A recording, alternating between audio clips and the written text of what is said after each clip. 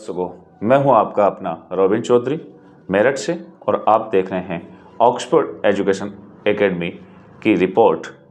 जो आज हम जो चर्चा करेंगे भारत और वियतनाम संबंध, जिनकी संपूर्ण और विश्लेषणात्मक और इस आधार पर जो यूपीएससी के दृष्टिकोण से पूरी तरीके उपयोगी है। इसमें इतिहास, कूटनीतिज्ञ, रक्षा, व्यापार, आसियान नीति और इंडो पैसिफिक रीति सबका विस्तृत विश्लेषण शामिल है। आज का हमारा टॉपिक रहेगा भारत वियतनाम संबंध, जो इतिहास, रणनीति, इंडो पैसिफिक संतुलन की नई धुरी। ये आज इस पर चर्चा बड़े विस्तृत रूप से हम करेंगे। दक्षिण पूर्व एशिया के उस देश की ओर जिससे भारत का संबंध केवल आर्थिक नहीं बल्कि संस्कृति, इतिहास, रणनीतिक साझेदारी का है, और वह देश है वियतनाम। भारत और वियतनाम के संबंध प्राचीन बौद्ध सभ्यता से शुरू होकर आज इंडो पैसिफिक सुरक्षा नीति तक पहुंच चुके हैं। आज जब दुनिया चीन के विस्तारवाद, समुद्री सुरक्षा और आर्थिक संतुलन की बात कर रही है, तो भारत और वियतनाम दोनों देश मिलकर एशिया में शांति, संतुलन और स्वतंत्रता की एक नई परिभाषा लिख रहे हैं। बात अब हम ऐतिहासिक पृष्ठभूमि को लेकर करें तो भारत और वियतनाम के रिश्ते हजारों साल पुराने हैं। प्राचीन समय में चंपा साम्राज्य के माध्यम से भारत से हिंदू और बौद्ध संस्कृति वियतनाम पहुंची थी।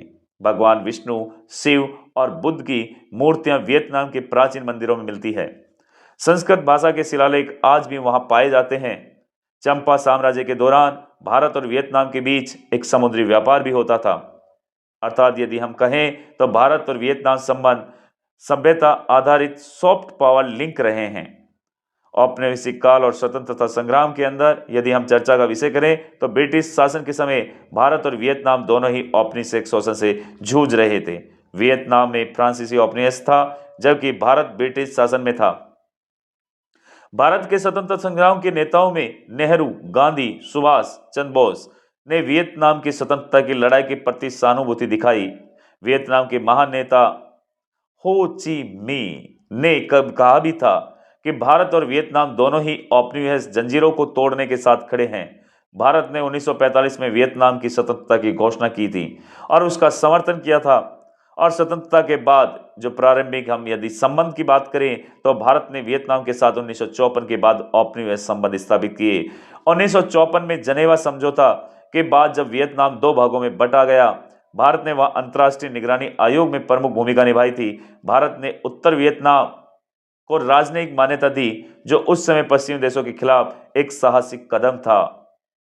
1958 में प्रधानमंत्री जवाहरलाल नेहरू वियतनाम गए और 1959 में हो ची मिन्ह भारत आए और दोनों देशों की यात्रा भारत वियतनाम संबंधों की एक नींव बनी। वियतनाम युद्ध और भारत की जो भूमिका रही 1955 से 1975 तक चला। वियतनाम युद्ध अमेरिका और दक्षिण वियतनाम बनाम उत्तर वियतनाम और कम्युनिस्ट ताकतों के बीच संघर्ष। भारत ने पूरे समय शांति और संवाद की नीति अपनाई। भारत ने अमेरिका की नीति की आलोचना की और वियतनाम की राष्ट्रीय स्वतंत्रता का समर्थन किया। भारत वियतनाम युद्ध के दौरान गुट निरपेक्ष आंदोलन के सिद्धांतों पर कायम रहा। 1975 में जब वियतनाम एकीकृत हुआ तो भारत ने सबसे पहले देशों में एक होकर उसे मान्यता दी और दूतावास खोला। 1975 से 90 का जब दौर देखा तो मित्रता और विकास का इनका सहयोग बना और 1976 में भारत और वियतनाम ने मैत्री और सहयोग समझौता, जिसे treaty of the friendship and the cooperation पर हस्ताक्षर किए। भारत ने वियतनाम में जो पहले तकनीकी सहायता, जिसे आईटी और इंजीनियरिंग में कहें, और इसी प्रकार भारत ने वियतनाम को शिक्षा और छात्रवृत्ति, औद्योगिक प्रशिक्षण, चिकित्सा सहायता जैसे कार्यक्रम शुरू किए। इस दौर के अंदर भारत ने वियतनाम को सोवियत संघ के साथ संतुलित साझेदार के रूप में देखा। दोनों देश एक दूसरे के राजनीतिक और आर्थिक सहयोगी बन गए।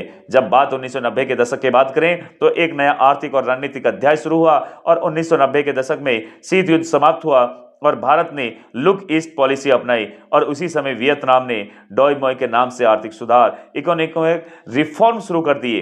दोनों देशों ने अपने संबंधों को नए सिरे से परिभाषित किया। 1992 में भारत वियतनाम संयुक्त आयोग की स्थापना की गई। 2003 कॉम्प्रिहेंसिव कोऑपरेशन फ्रेमवर्क अपनाया। 2007 में स्ट्रेटेजिक पार्टनरशिप घोषणा की गई और 2016 में कॉम्प्रिहेंसिव स्ट्रेटेजिक पार्टनरशिप प्रधानमंत्री नरेंद्र मोदी की हनोई यात्रा के दौरान। यह वही स्तर था जब भारत के सिर्फ कुछ चुनिंदा देशों जैसे अमेरिका, रूस, फ्रांस, जापान के साथ है। जब बात हम आर्थिक और व्यापारिक संबंधों की करें तो भारत और वियतनाम के बीच व्यापार तेजी से बढ़ा है। 2000 के अंदर व्यापार जो बढ़ा 200 मिलियन डॉलर तक पहुंचा और 2024 में 14 मिलियन से भी अधिक जा पहुंचा है। यदि हम बात करें तो इस प्रकार जो मुख्य क्षेत्र है फार्मास्यूटिक्स, आयल, स्टील, इलेक्ट्रॉनिक्स, कृषि, टेक्सटाइल, ऊर्जा और भारत और वियतनाम ने दोनों एशियाई India free trade agreement IFTA के सदस्य। भारत वियतनाम में लगभग 300 मिलियन डॉलर का निवेश कर चुका है, विशेष रूप से तेल, गैस और रिन्यूएबल एनर्जी में। और यदि बात हम रक्षा और समुद्री के सहयोग से करें तो भारत और वियतनाम के बीच रक्षा सहयोग जो कि हमारा डिफेंस कॉपरेशन बहुत ही महत्वपूर्ण रहा है। दोनों देशों की नौसेनाएं साउथ चाइना सी में सामरिक साझेदारी बढ़ा रही है। यदि बात प्रमुख पहल की करें तो defence lines of the credit, Bharat ने वियतनाम को यानी $600 मिलियन की सैनिक सहायता दी। और INS किरनपा, भारत ने 2023 में ये युद्ध पोत वियतनाम को उपहार में दिया था। जॉइंट नावल एक्सरसाइज, दोनों देशों की नौसेनाएं नियमित अभ्यास करती हैं। ट्रेनिंग एंड कैपेसिटी बिल्डिंग, भारतीय नौसेना DRDO वियतनामी सैनिकों को प्रशिक्षण दे रही है। हाइड्रोकार्बन एक्सप्लोरेशन, भारत की ONGC विदेश लिमिटेड वियतनाम के तेल क्षेत्रों में सक्रिय है और चीन के विरोध के बावजूद भी वो अपना कार्य को आगे निरंतरता कर रहे हैं। भारत और वियतनाम दोनों ही समुद्री स्वतंत्रता जो कि रूल बेस्ड ऑर्डर के पक्षधार हैं। यदि बात करें सांस्कृतिक और पीपल टू पीपल, यदि उन संबंधों की, भारत और वियतनाम की संस्कृति में जो समानताएं गहरी है, दोनों देशों ने भूसंख्य आबादी बौद्ध धर्म से प्रभावित है। अगरकोट, वाट, चंपा मंदिर, बोध गया, हनोई सांस्कृतिक संपर्क जुड़ाव के प्रतीक है। हर साल इंडिया वियतनाम फ्रेंडशिप डे बनाया जाता है। भारत में ICCR वियतनामी छात्रों को छात्रवृत्तियां देता है। भारत के IT विशेषज्ञ, शिक्षक और इंजीनियर वियतनाम के डिजिटल विकास में बहुत ही बड़ा योगदान दे रहे हैं। इंडो पैसिफिक रणनीति में भारत वियतनाम की जो भूमिका रही, आज वियतनाम भारत की इंडो पैसिफिक विजन और द एक्ट ईस्ट पॉलिसी का मुख्य स्तंभ है। दोनों देश चीन के बढ़ते समुद्री प्रभाव को लेकर चिंतित है। भारत और वियतनाम ने मिलकर ओशियन सेंट्रलिटी को बढ़ावा दे रहे हैं। क्वाड देश जैसे भारत, जापान, अमेरिका, ऑस्ट्रेलिया के साथ समन्वय कर रहे हैं। Maritime security and blue economy पर सहयोग बढ़ा रहे हैं। Digital connectivity and cyber security में भी साझेदारी कर रहे हैं। भारत के प्रधानमंत्री मोदी ने कहा था कि भारत और वियतनाम दो साझेदार नहीं बल्कि दो एक आत्मीय सहयोगी हैं जो समान मूल्य और समान लक्ष्यों के साथ कार्य कर रहे हैं। इस प्रकार यदि हम बात इन संपूर्ण विचारधाराओं के आधार पर यदि हम देखें तो भारत और वियतनाम संबंध अब भी 21वीं सदी के एक सामरिक साझेदारी मॉडल में बदल चुके हैं।